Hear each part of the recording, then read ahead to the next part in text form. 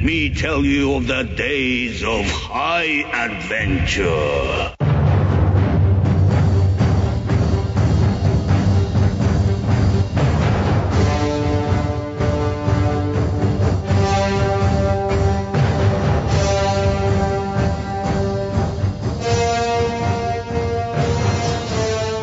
I'm Kevin. And I'm John. And this is 6 Degrees of Schwarzenegger, the podcast where we take a long, hard look back at some of our favorite action movies from the era of Arnold.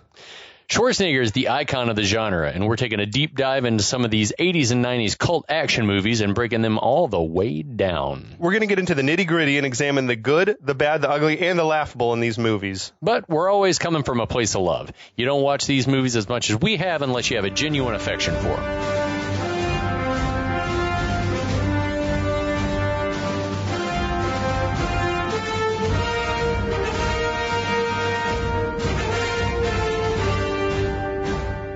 Hi, John. What's up, Wody? Wody-san. That's old school. That's old school. Shout out. Bringing it back. Circa 2001. That's right, probably. from the Georgia State University Olympic Village. Where did you not tell me that our subject today debuted in that very place? This film that we're going to talk about today, it's one of its premieres. I think there was a red carpet Los Angeles premiere, but it also premiered in 1996 at the Atlanta Olympic Village for the centennial. Athletes and dignitaries and all of that type stuff. There are pictures online, and I'm like, holy shit, that is where John and I met each other. That's where we used to be out on the courtyard area throwing the softball around like Dugans. So I think this is it's meant to be that we're going to talk about this movie, which is 1996's Eraser. Right. And Arnold Schwarzenegger. Right at some say I think this is like the last good true action movie that he made. This is the last action hero. Yes. That very thing that you said. Speaking of, what did you make of it? You did not grow up watching so this. When I popped this on, thank you Netflix for having it on there, because oftentimes they don't, and often I have to pay for it. So if you're listening at home, check Netflix out, see if it's there. I think it still is today. In my mind, it's always would behoove you as a listener to have the movie fresh in your mind when you listen along. Yeah, so hit pause, go listen to a little bit, and come back and let us know what you think. But as far as is this movie watchable? Heck yeah, it is. Is it a lot of fun? Definitely. Is it super formulaic and predictable? Yes, indeed it is. From start to finish, there is not one single solitary surprise. It felt a little bit like, a little bit paint by numbers, I guess. But that being said, so my history with the movie, as I recall it, was at some point the family had like a free month or free 2 months of HBO. We love that. And this was on all the time, like multiple times a day one summer. Yep. And then 15-year-old Kevin or 16-year-old Kevin watched it like daily for about a month, probably, because it was what was on, and I was not going to change the channel off HBO. Man, whenever because you were afraid it was going to be gone. Yeah, and it's like I got to take advantage of this while I've got it. Yeah, I remember that. It's like whenever the free HBO promotional thing came around, it was like there was a steady lineup of about 5 or 6 movies that they just had on rotation all day. It's a little different than that now, but back then it was definitely like every 8 hours, like it'd cycle back to what they had been showing that morning or something like that. Honestly, my first exposure to these action movies was on an HBO free weekend. It must have been like 88 or 89 because it was Kickboxer and Die Hard on heavy rotation. Nice. And I watched the shit out of them. Were you also a guy who was going to pop a tape in the VCR and record that shit for later? I feel like the technology eluded me because I didn't do it, but like parents did. Parents definitely recorded stuff. I had a cabinet full of bootlegs, I think. Yeah. Yeah, we were big video store people. I mean, we did have a stack of bootlegs and stuff, and we'd do that before vacation. Sometimes Dad would take us and I'd pick out some stuff. But for the most part, it was not like it wasn't this kind of stuff. Just because I was telling you before, it was weird that he was not into like stereotypical guts and glory action movies. It just wasn't up his alley for whatever reason. This movie, I think, falls definitely in that category of like being a dad movie. Right. Like it's aging actors, like we were talking on our Con Air series about the movie Air Force One, which is probably like the most dad movie. Oh yeah. Ever, like 60-year-old Harrison Ford kicking ass. Yeah. It's like that's every dad. Every dad's Fuck like, yeah, I still got it. I still got it. Go fuck up some terrorists. Why not? Yeah. But yeah, so we'll get to the movie here. Some great names attached with it. Some that I was less familiar with. Yeah. Starting with this director Charles Russell. The Mask and Nightmare on Elm Street 3: The Dream Warriors. Yeah. Which I was not a big The Mask watcher, but you were, right?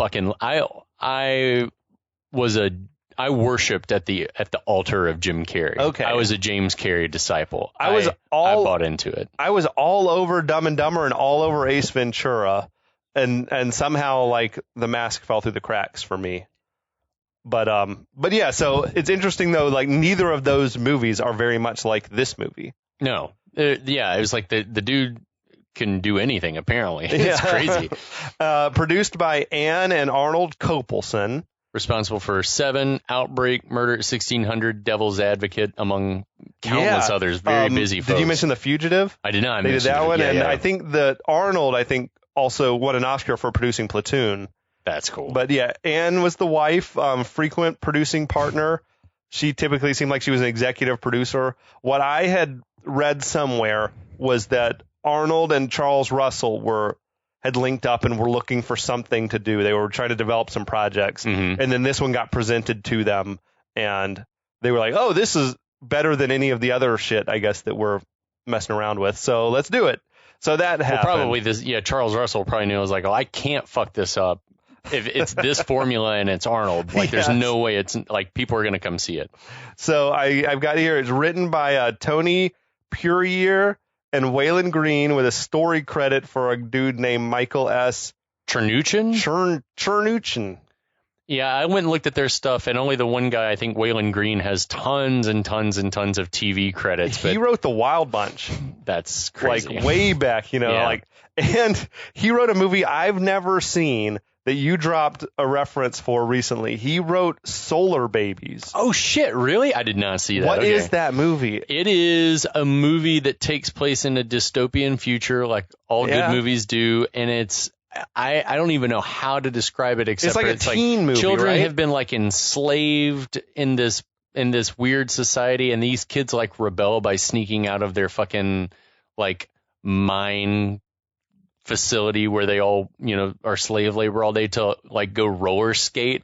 Okay. And then they somehow come across this alien life form that is like the key to a better future, and so it's very, very, very out there. I feel like Michael Ironsides is in that movie. I looked it up, and it had some of like the 80s teen, like the lesser, not the Brat Packers, but like the tier next below tier that, down. or 2 tiers below that.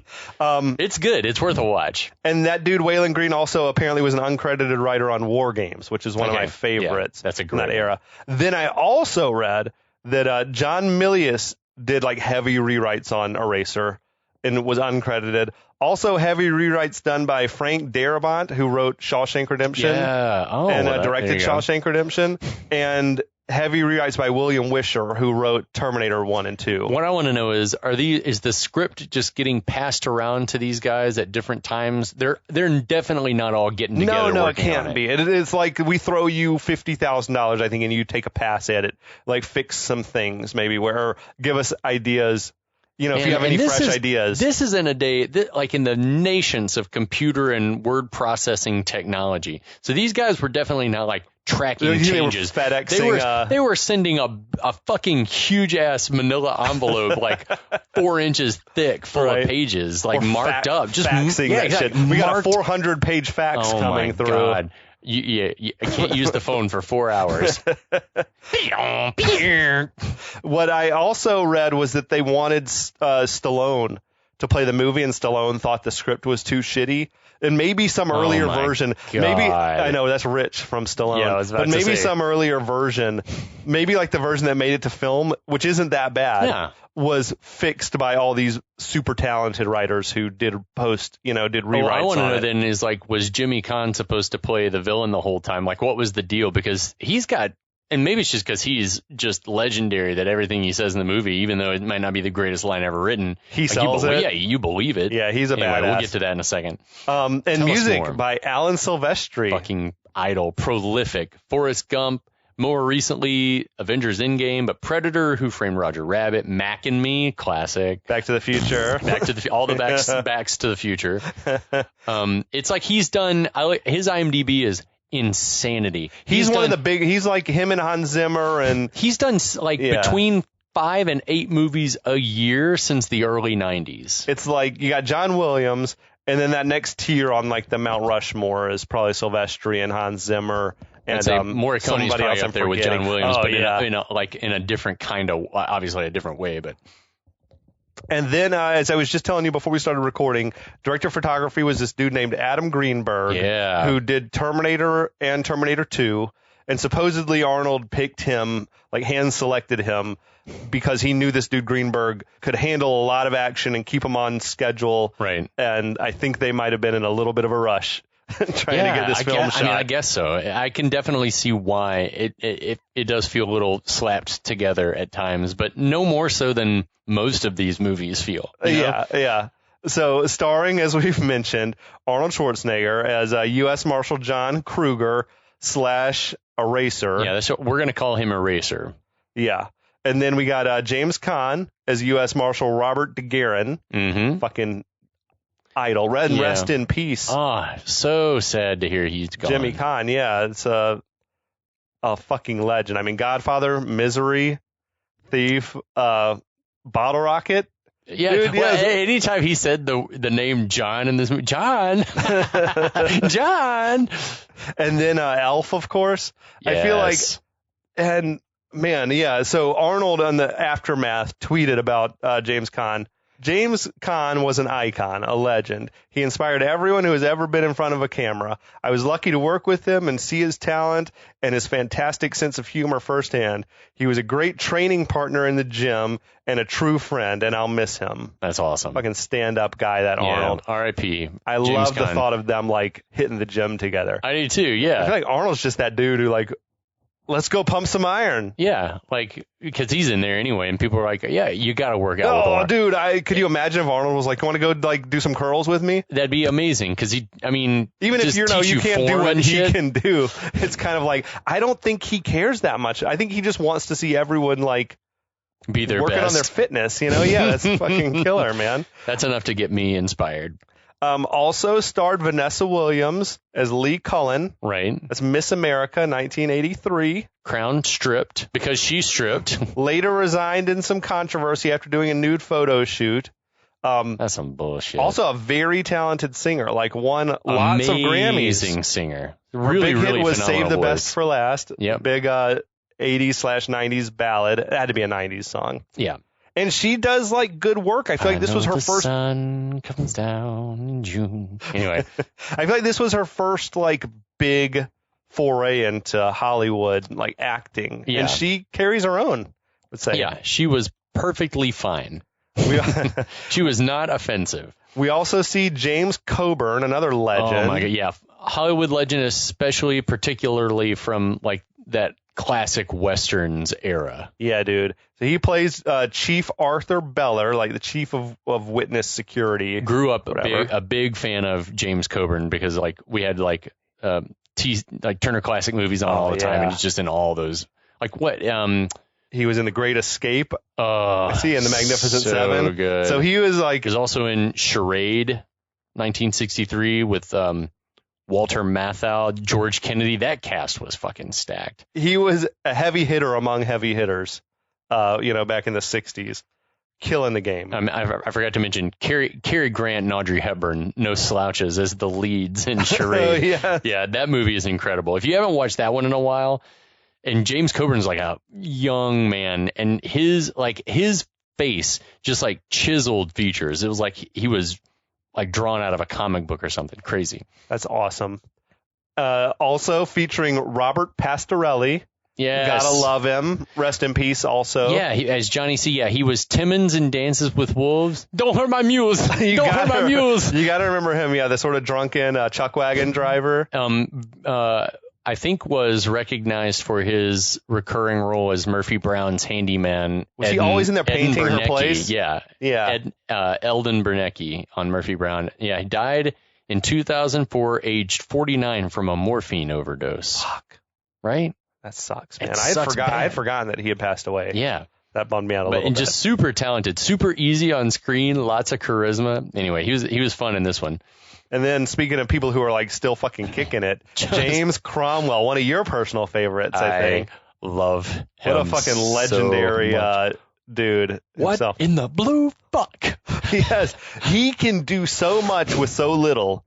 Like, he does one scene in this movie, and he's incredible. And it's a flimsy-ass scene.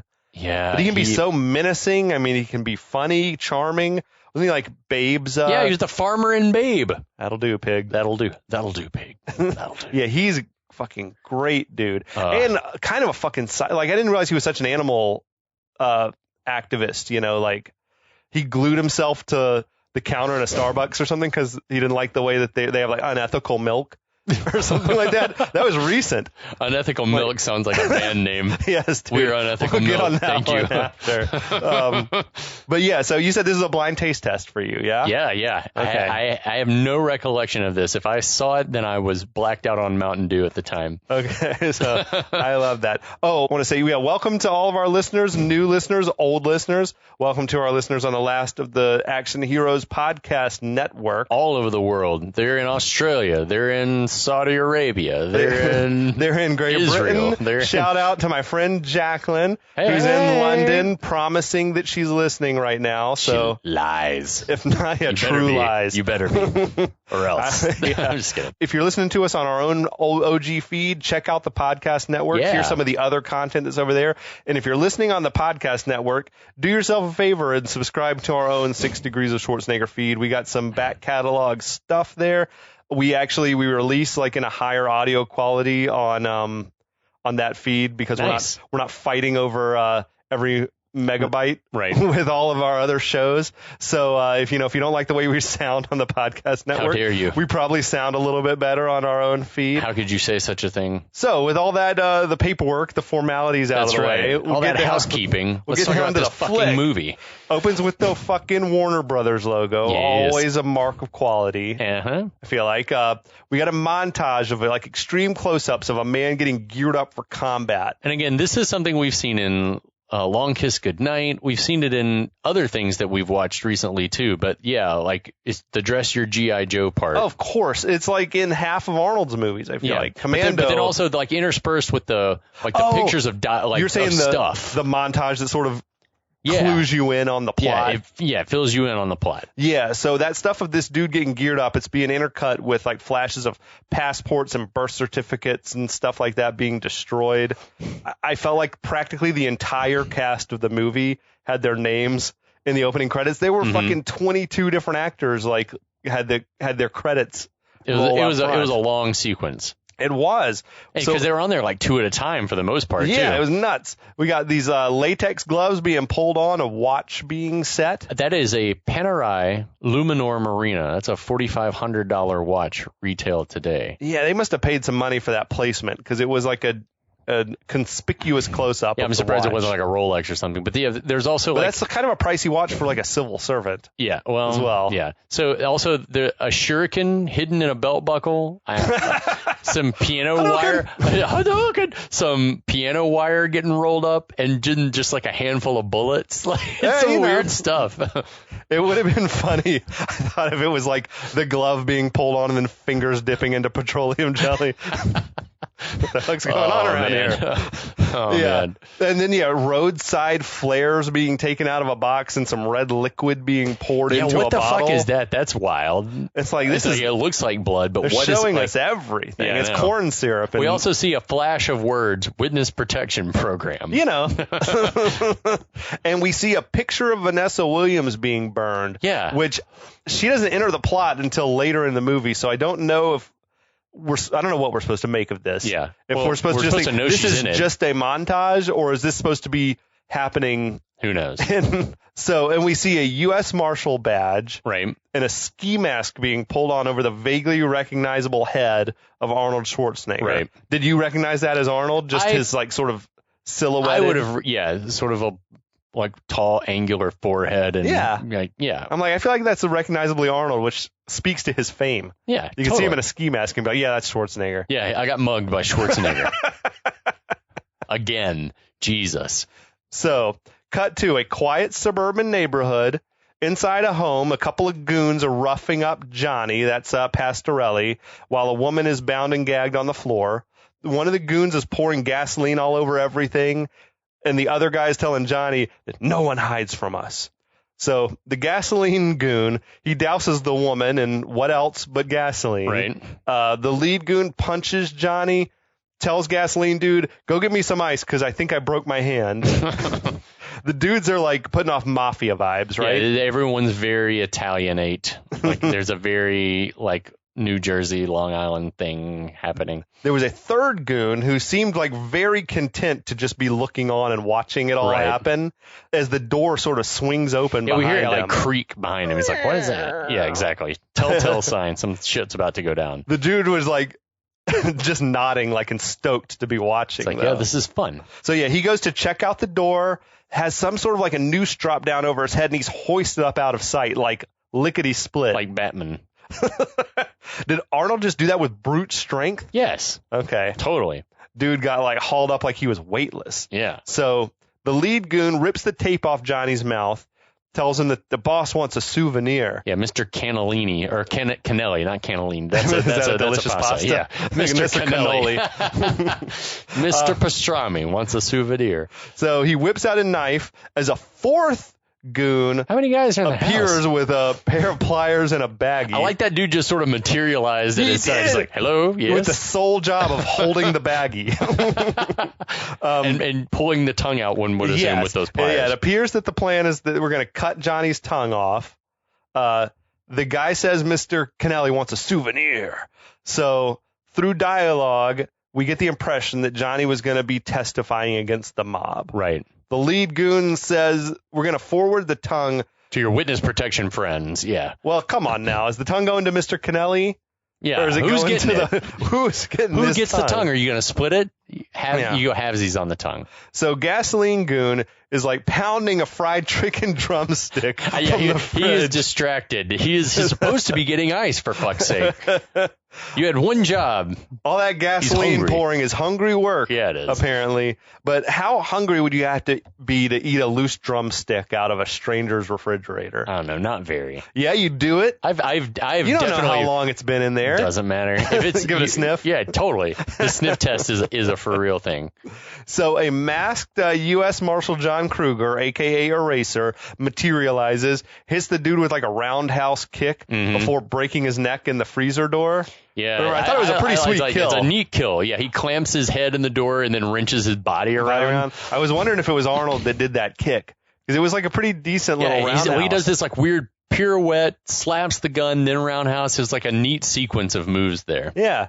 So the goons that are in the other room with Johnny, they hear the commotion, but it's already too late because Eraser comes running into the room, shooting Pliers goon. He hits a rolling somersault before sweeping the leg on the lead goon. The guy goes through like a coffee table or some shit. Eraser pounces on top of him, and the goon asks, "Who the hell are you?"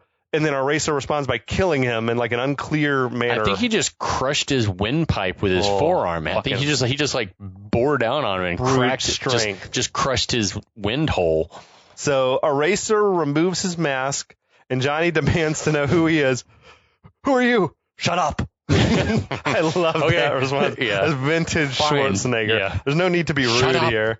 But Eraser tells Close your eyes. Eraser tells him and the woman to shut up and close their eyes. He pours that red syrupy liquid all over Johnny's shirt and on the woman's throat. Tells him to keep still and snaps a couple of pictures of them appearing to be dead. Johnny is immediately down. He's just like, the woman's whimpering, and he's like, just do whatever he says to do. He then tells them to take off the clothes they're wearing along with any jewelry and ID they have. Now, Johnny and Eraser go to retrieve a couple of bodies from his trunk. Mm-hmm. I felt like, I love that he's just enlisting his witness to help move some corpses around. Yeah, but like, Johnny must be a hoss because he slung that body over his shoulder, like picked it up and slung it over his shoulder like it was not a big deal. No, I think he is a pretty thick dude, but yeah, these bodies are getting slung around as if they're mannequins. Very, very light. So yeah, he unzips the body bags. They're labeled Wayne County Morgue. He tells Johnny to dress the dead bodies up in his clothes and the women's clothes. Now Eraser drags a couple of the goons out into the front yard. Right. He plants the Polaroids of the dead Johnny and his girlfriend on one of the guys. Right. Then he stages the scene to look like the one goon shot the other goon in the back, like he puts bullets in him. Yeah, he like takes and he's wearing the latex glove already. Yeah. So yeah. The forensics on this would be all wrong though. Probably. Like it'd be like, well, this person was shot after they were dead, or like, and they were shot. We can tell they were shot like lying down already. You know what I mean? So yeah, he put like the gun in one guy's hand. Yeah. Which I'm like, that guy is either the dude who's got a broken neck from the refrigerator or the windpipe. It's the windpipe guy. Is it? Yeah. Okay. But I'm just thinking like, so he shot him in the back, but also he's got his windpipe crushed, or how did this play out? It's just a long shot that this is going to fool anybody. They should have done like in the TV show Barry, where he just like sort of crushed his windpipe so that he was still alive, and then took him outside and shot him so that he was going to be dead. Yeah, I don't know. It's weird. I don't know. Or maybe it's the dude who's already been shot in the chest. Right. In the other room or whatever. It doesn't matter. Yeah.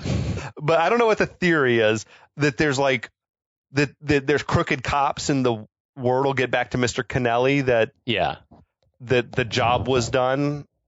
But there's also going to be like missing guys, right? Like he'll recognize I'm missing a few other goons. I don't know. Maybe the idea is just maybe in mob world that sends a signal that's like, this has gone about as far as it needs to go, and you just leave this one alone, Mr. Cannellini. It could just be Mr. Cannoli. It could be the only idea is just to create a little initial confusion. Yeah. But so then Eraser calls 911, says there's been a murder at that location, asks for the police. I love the moment where Johnny asks Eraser, like, what are you doing? And he tells him, they killed you and then they turned on each other. And Johnny's like, you sons of bitches. About him. That was a memorable line to me. It was really good. From watching it as a youngster. So they finish staging the scene as the sound of sirens can be heard approaching. Johnny's super nervous, but Eraser tells him, keep cool. Yeah, we need an audience for what's about to happen. So Eraser slings another goon corpse up on his shoulder and tosses the flare into the room. There's like, he slung that dude like he was weightless, but I think Eraser's got superhuman strength. Yeah, I can't remember. That was either the windpipe guy or the fridge guy. I can't remember. I can't keep track of all the bodies, but I think that maybe that was windpipe. I think that was windpipe guy, because I think the guy who he put the gun on had a leather jacket on, and the other dudes didn't have leather. Whatever. Yeah. Doesn't matter. And not to mention the fourth goon who's presumably on the roof. Right. He's in the gutter. Or he's been dumped in the hedges their gutters or something like that. Yeah. The house goes up in flames as they run to his car. They haul ass out of there just as the police are rolling up. I love the way you fucking fishtailed that station wagon. I love a station wagon. Love this era. Yeah. So Johnny thanks Eraser enthusiastically, is telling him, if there's anything you ever need, just ask. Foreshadowing. Eraser says that you endangered your life and the marshals assigned to protect you by going back to your old neighborhood for a meal. I love his girl like scolds him. Johnny's like, I couldn't resist the osobuco. It was like, I felt like it was like Henry Hill at the end of Goodfellas, where he's like saying, out here, all you can get is egg noodles and ketchup or whatever. But rest in peace, Ray Liotta. Yeah, shit, man. The rough week for mob movie actors. So then a couple of weeks rather. Eraser says next time, you won't get rescued. This is a one-shot deal. So they pulled up now next to a body of water, unload from the station wagon. Eraser ditches the car in the water, much to Johnny's dismay. Johnny doesn't understand what's happening. Thinks they're stranded now or something. Eraser had that perfectly lengthed piece of wood ready to go to wedge in. Dude, he's a professional. He brought that shit from home. Like, he cut that himself. He measured it. He measured it twice before he cut. Also, though, right, there's a mob guy in a body bag in the back of that car. So I'm just thinking, like, at some point, I feel like that gets discovered, and then I don't know what Mr. Kennelly thinks at that point. Right? I think he's just like, We let that one go. Obviously. Honestly, I feel like if and when he's ever found, they feel like another mob family, like probably did it, and then there's like an all-out mob war. But even if they thought it was like, if it's the feds, they're not going to do anything. They'll just be like, all right, we'll let them have this one. Like we can't do anything. about it. Sure. Now another van turns on its headlights, and a racer leads them over to it. He tells them, "You'll never see me again, but I'll know every move you make." And he says if Johnny tries to skip out on testifying, that he will deliver Johnny to the mob himself. As a racer walks away, Johnny's yelling at him again, that he's a stand-up dude. Yeah, he's like pleading his case. He's like, "I'm the best. I owe you." Then he's like, "What's your name?" Which is a fucking weird thing to ask. But the girlfriend and Johnny are shoved into the van by some other U.S. Marshals. And the one dude says, "Smile, you've just been erased." End of movie. That's fucking woof. That is bad. That's how the movie ends. Academy Award nominee for short film. Is that close enough to naming the movie that we can walk out? No, I don't think so. Okay. Unless someone says eraser. Okay. But it is like even the delivery of it is like, that sucked. That was bad. It was terrible. Anyway. So cut to Eraser is walking down the street in Washington, D.C. Everyone was carrying umbrellas, but it wasn't raining. It was very wet, like it had been just a moment ago. But people had their umbrellas open. Maybe it was like just sprinkling, and you couldn't tell like that it had or maybe the rain just forms a pocket around Eraser. Like it never rains where he is. Yeah, because of physics or whatever. He repels the rain. Yeah, he's waterproof. He walks into the U.S. Marshals Witness Security Protection Program headquarters. Uh-huh. Some coworkers ask him if he can pick out the fake driver's license from a set of 3 that they have, which Eraser runs his fingers over them and then is just instantly like, "Yep, that's the fake," and walks on. That serves no purpose, that scene. I mean, other than, I guess, to be like, oh, that's so impressive. How good he is at this. He used to be a bartender. Yeah, so the fuck what? How does that not pay off later, though? That seems like something that's set up for later on he's able to tell someone's ID is fake or something. Maybe, you know what I mean? Or it's just supposed to be, it's a dumb plot device, but it's like. So another guy asks him, who the hell was that? I could tell you, but then I'd have to kill you. Boo. Which is strange because this movie is full of like it being unclear whether his identity is a secret or they're just telling random people, "That's John Kruger." Right. John Kruger Mellencamp. But yeah, there's no rhyme or reason to who's allowed to know who he is or not. No. So Eraser is working at a computer, putting the finishing touches on killing off Johnny and his girlfriend. He's like swapping dental records between whatever corpse was going to be found. And I am very skeptical that this is how any of this works. Oh, no. It is definitely, it's not drag and drop technology. He was just dragging and dropping, and then he printed out a fresh X-ray off of a desktop printer. Like, I don't understand any of it. Is there like a universal dental record database? And I'm just going to go out on a limb and say that WITSEC is not up there with like CIA as far as their technology. No, they don't have it like that, man. They are utilitarian. It's like, we're going to put you over here and be quiet and bye, and that's it. Now, DeGuerin, that's James Caan. DeGuerin enters the room. He's admiring Eraser's handiwork. Rest in peace again to the legend. They engage in a little right-wing banter about how the U.S. legal system is too lenient. And then DeGuerin cautions Eraser about such brazen tactics as stealing bodies out of the morgue. Then he starts lamenting the fact that they can't just act with godlike authority anymore. He's like, now the Congress is always looking over our shoulders and shit like that. Eraser wonders aloud if his actions from the night before are the reason why the big boss, Beller, has called him into his office. DeGuerin tells him that the old man doesn't know anything about last night. Then he says Shadow Ops still has some privileges. No fucking clue what that means. Yeah, that's what I'm wondering is Eraser... Is he a special wing of witness protection? I think he is supposed to be their like Green Berets or whatever. He's Jason Bourne, or he's like... Yeah, he is. Exactly. Okay. He's the hand of God for WITSEC. So Eraser gets up to walk out. But he apparently has his own witnesses too. So he's not. Yeah. I feel like, Pastorelli wasn't one of his. That was the first time they ever saw each other. Yeah, it doesn't seem like it. Yeah.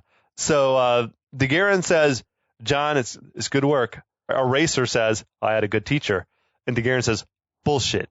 You had the best. I'm just going to go ahead and say that at that moment, having never seen this movie, I guessed right quick that James Caan was the bad guy. But I will say it's nice to see. I love watching these elder statesmen like do their fucking thing, so they can still act, because he is a fucking killer actor, man. His scenes are all great. Yeah, well, the line that clued me is like Eraser says that someone once taught him that improvisation is the heart of field work, and that someone was DeGuerin. Yeah, and I was like, okay, well then he's the bad guy. He had like he's his mentor. Yeah, so because it's going to be like a pissing match between these two guys. It's always the mentor or the apprentice one has to turn on the other one always, right? Now, speaking of older legendary actors doing the damn thing, in a wood paneled office, Beller, that's James Coburn, is telling Eraser that we have over 14,000 people in WITSEC protection, but none of them with a profile like the person in the file that I'm holding. What a voice on James Coburn. Oh, yeah, dude. Amazing speaking voice. According to Wikipedia, in 2020, there were about 19,000 witnesses in witness protection. Okay. So I think that number, 14,000 and some odd, is like pretty fucking, that was probably like pretty accurate back holds then. Up. Beller says that this person is Lee Cullen. She's a real, live, bona fide, honest person. Uh-huh. Yeah, because Eraser immediately assumes that with a file like that they must be scum. But Beller's like, no, this person's actually pretty good. So Beller says, she works for a defense contractor, Cyrez, specializes in top secret weapons research, and it appears that she had uncovered that someone at Cyrez was like selling secrets. Beller says that Lee is the Fed's star witness and the case was going to cause a big scandal. He says that she's smuggling some files out of Cyrez the next day, and as soon as that's done, that Eraser is supposed to hide her with the utmost secrecy. Only Eraser and Beller are going to know where she's hidden. Beller warns that this case could affect like some heavy hitters in Washington, so to be careful. Yeah. Eraser seems very concerned for Lee's safety. Well, she is, via that photo, she's very attractive, so he's like immediately concerned. But that's our setup of our the premise of the film. I dig it. It's like an intriguing premise. Absolutely. I can't think of another movie where there was like a witness being protected, except for Witness. Yeah. What was the plot of that shit? She was an Amish woman. Like the child, I think, had seen some sort of killing. Okay.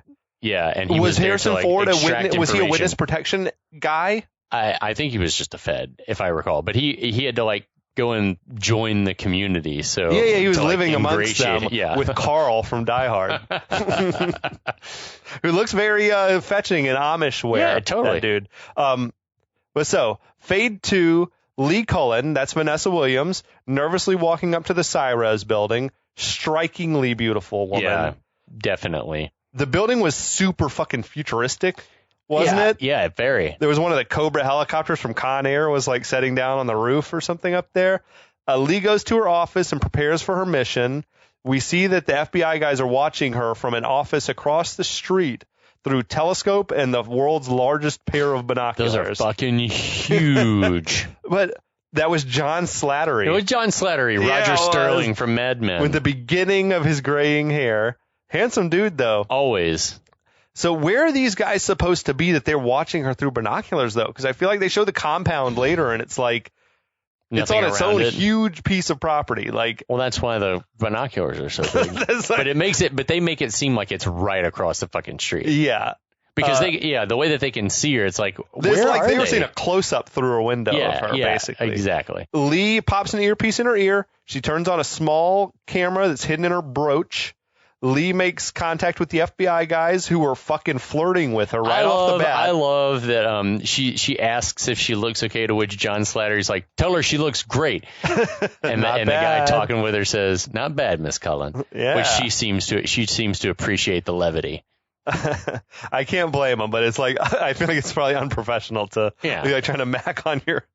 But again, she and I'm not saying it's okay, but I mean it's like she seems to appreciate the fact that like they were trying to like make the mood lighter, maybe. Sure. Yes. So Lee proceeds to the top secret area where there's heavy security and scientists working away on various projects. They went full on like walleye lens, like it was a fucking Beastie Boys video or something. She sneaks into the secure vault where the company's servers are. These FBI guys are just casually remarking that they bribed somebody to get the code. Yeah. It's like, where the fuck is that guy? Why is he not the one who's going in here to do this thing? That's, there's another movie that's like, it's in Return of the Jedi. Yeah, man, I hope this code is worth the price we paid. Right. Yeah, no. But anyway, the FBI guys, they lose their audio and video feed when she goes inside. Yeah, but they're always like, we knew this was going to happen. Yeah. We knew that she was going to be out of communication for a few minutes. She better hurry because there's going to be a shift change in 5 minutes. What? Why are you doing it now? Yeah, why didn't you do it 15 minutes ago? Why are you putting yourself in a race against time? That is unnecessary. Stupid. Unless it's somehow important that maybe there's confusion during shift change and it'll help her get out of there. Also, how long is the hallway that it took her 5 minutes to walk down? Jesus. I don't know. She told the security guy she's going to be 10 minutes. She's going to spend 5 minutes of it walking down the hall, just like and looking weird. Anyway. Looking suspicious. Yeah. Looking over her shoulder. Who's there? Who's looking? Does anyone see? So Lee, she removes a disc from her purse, pops it in the computer. She begins copying files onto the disc. With a few deft keystrokes. Just like, what the fuck is that arm that's whipping around in there? Like, what is that? I feel like in 96, I feel like that was like the height of futuristic, like, tech. I feel like nowadays everything in that room probably fits on a fucking thumb drive or something like that. But like that arm whirring around, was it supposed to be like moving discs? I think it's pulling discs or plugging into drives. I thought that's what it meant, was that it was like moving to a different drive and plugging in. There's some other movie, and I can't remember what it is now, where there's like a huge version of this and like a person is on the arm as it's swinging around. Like it was some futuristic sci-fi movie. But I think this was like a technology at that time, like if you had a massive server, it would have something like this going on in there. But we see these like schematics of what looks like some type of a gun on the monitor. Yeah, it's labeled Hypervelocity Mag Pulse Proto. Oh, I didn't even read the text. Yeah. Okay. So, yeah, we see she finishes up with a few minutes to spare, decides to make another copy. The fuck? We are low on time. We know that you've got no time, and it's already taken a minute and a half, 2 minutes to copy one disc. Well, so she grabs this disc off, like, just a stack of discs that's on the desk. That makes me think that it's, like, a spur-of-the-moment decision that she made, right? Like, she didn't come prepared to do this. It seems from her acting that it was a spur-of-the-moment decision. Okay. It doesn't seem like she had planned for it. She was just like, well, as long as I'm here. And I see a disc sitting here, I guess I'll make me another copy. And that makes sense for the time, too, because I remember being in, like, labs and stuff and just, like, stacks of, like, loose CDs, CD-ROM. Now, the FBI dudes, though, they're freaking out. They're like, we never should have used her, like, as if they had other options. Yeah, Slider's like, she is out of time. So she hides that copy of the disc in her little compact and walks out. FBI dudes are celebrating. Security guard at the exit tells her that Mr. Donahue wants to see her. Yeah. She says, okay, I'll be up in a minute. And the security guard says, Mr. Donahue said, right now. Rather darkly insistent. That was a really good reading from the guard. I feel like, because he had one line and he fucking sold it. Yeah, Mr. Donahue said, right now. Yeah. It was like menacing, the way he said it. Yeah. So FBI guys start to panic as the security guard escorts her to the elevator. They're scrambling, trying to figure out what floor of the building Donahue's office is on.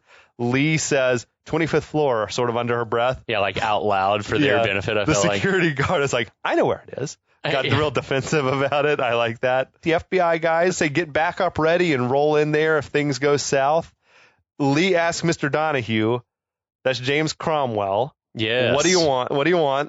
What a fucking talented actor, man. From the moment you see him, it's like, God, why are you so good? So he cues up the surveillance video of her sneaking into the server vault. Lee fumbles for an explanation. What the fuck is this plan then? Like, what the hell? She's like fumbling for an explanation. He's like, that's someone I trusted for 5 years and someone that I told others could be trusted. Mm-hmm. She tries to come up with some sort of an excuse. He cuts her off. We're way beyond bullshit here. Amazing. Which was one of the few lines that I really remembered well, rewatching it even 20 years later. He demands to know who she's working for. She says she should be asking him the same question because she thought they worked for the U.S. government. He says not to be so naive. We're a weapons manufacturer, not the Red Cross. Yeah. he says if the U.S. isn't willing to buy their weapons, it's his job to find someone who will. That can't be true. Those bottom lines, baby. Yeah, we'll sell it to the Saudis. That can't be how it works. We'll sell you don't it to sell it to our enemies. Sure. I feel like they're getting paid whether the government buys it or not, right? You can't, like, I think in a lot of instances, you are under legal obligation to not sell it to. I'm sure it's all strictly classified, like the stuff that works and the stuff that doesn't work. Yeah. It's like Northrop Grumman is not selling stuff to North enemy Korea. states. Yeah, exactly. Or Lockheed. Well, we decided to give it to Iran. Sorry. No. So Cullen Lee says she didn't realize that treason was part of the business strategy. Donahue comes over and grabs her, and he sees that camera that's hidden in her blazer. She says she's working with the FBI. They've heard everything you just said. I love this Slattery tells the guy that's on the call with her, get her out of there. Get her out. How is he going to get her out? How's that going to work? They don't have guys outside the door. Cromwell, another great reading. And you think that makes you safe? Oh, and he's just sits down deflated. Dude. He pulls a pistol out of his desk. He points it at her, says, "How could you do this to me? I hope you understand, Lee. You leave me no choice." Donahue turns the gun on himself and pulls the trigger. The window behind him shatters. Fucking paper flies everywhere. He blows his brains out and the window, and the paper just swirls. Reams of paper. And then dozens upon dozens of people run in the room. It's they were all waiting, right outside the door. In the ante-room. They were all waiting. This dude had manuscripts for his memoirs or something lying around, because it was legitimately it was stacks paper of paper everywhere. Yeah. But man, a good little day's work from Cromwell. I feel like they probably shot that scene in a day, you know? He is easily one of the best performances in the movie. No doubt. In a movie full of people that are great actors. Sure. Yeah. So especially the old guys. Security, Donahue's receptionist, everyone bursts in. Lee goes running out of there. She's speed walking towards the exit. Very quick cut, because getting down from the 25th floor to the lobby wouldn't be quick necessarily. They probably had the building locked down by then. But as she's walking through, the main security desk gets a phone call to try to stop her. Dude, did you think those security guards were dressed like something out of fucking science fiction, it was shiny silver uniforms? Their uniform was a little out there. It was like Star Trek-ish. Yeah. So she gets past that dude, gets outside, where she is whisked away in an FBI van. Yeah, her buddies came and got her, thank God. Yes. How did they get from where they were 4 miles away with their binoculars? There's a checkpoint, I'm sure, a security there is. gate. We see it later in the movie. There's definitely a checkpoint that they had to get through. We're here to deliver a bunch of pizzas. We do not understand. But that's another good point. We'll talk about it later on. It's how the fuck did he get in? They're like, hey, pizza, wave him through.